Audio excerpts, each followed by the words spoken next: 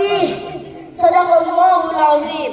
سامعین کرام، حاضرین جلسہ، میں قرآن کریم کی اہمیت و فضیلت پر مختصر روشنی ڈالنا چاہتا ہوں. امید ہے کہ آپ حضرات میری باتیں غور سے سنیں گے. سامعین کرام، قرآن کریم اللہ تعالیٰ کی سب سے مقدس اور سب سے پاکیزہ کتاب ہے.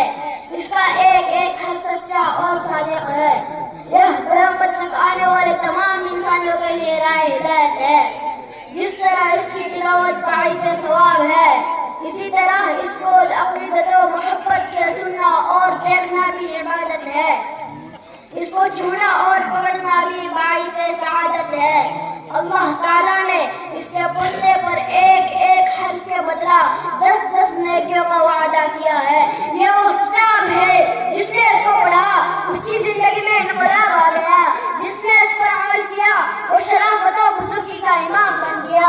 دنیا کی حکومت و طاقت اس کے قدموں پر نثار ہونے لگی. حاضرین مجلس، اللہ تعالیٰ نے اس کتاب کو قیامت تک باقی رکھنے کا وعدہ کیا ہے. دنیا کی کوئی حکومت اس کو ناپے نہیں کر سکتی. اس میں قیامت تک آنے والی پریشانیوں کا حل موجود ہے. اس میں صبح قیامت تک ہدایت کا سامان ہے. یہ سچ چشمہ ہدایت ہے. بہت سے ادیبوں، شاعروں اور عربی جاننے کا دعویٰ کرنے والوں نے اپنے اپنے زمانوں میں اس آیت کے چیلنج کو قبول کرنے کی ہمت دکھائی. انہی میں ایک نام عبداللہ ابن مقفع کا آتا ہے. وہ عربی زبان کا نامور ادیب تھا. اس سے کچھ لوگوں نے قرآن کے مقابلے میں دوسرا قرآن لکھنے کی فرمائش کی. ابن مقفع 2 شرطوں کے ساتھ تیار ہوا کہ 1 سال کی مہلت دی جائے اور دوسرے تنہائی کی جگہ کا انتظام کیا جائے. ابن المقفع نے کام شروع کیا. 6 ماہ کے بعد لوگوں نے دیکھا کہ اس گھر میں پھٹے ہوئے کاغذوں کا ایک ڈھیر ہے. ابن المقفع کاغذ کا ایک ٹکڑا لیتا اور اس پر کچھ لکھتا، پھر دیر تک پڑھنے کے بعد اسے پھاڑ دیتا. 6 ماہ کے بعد ابن المقفع اپنی عاجزی کا اظہار کرتے ہوئے نہایت حسرت سے کہا، ابھی تو پہلا جملہ بھی نہیں بنا.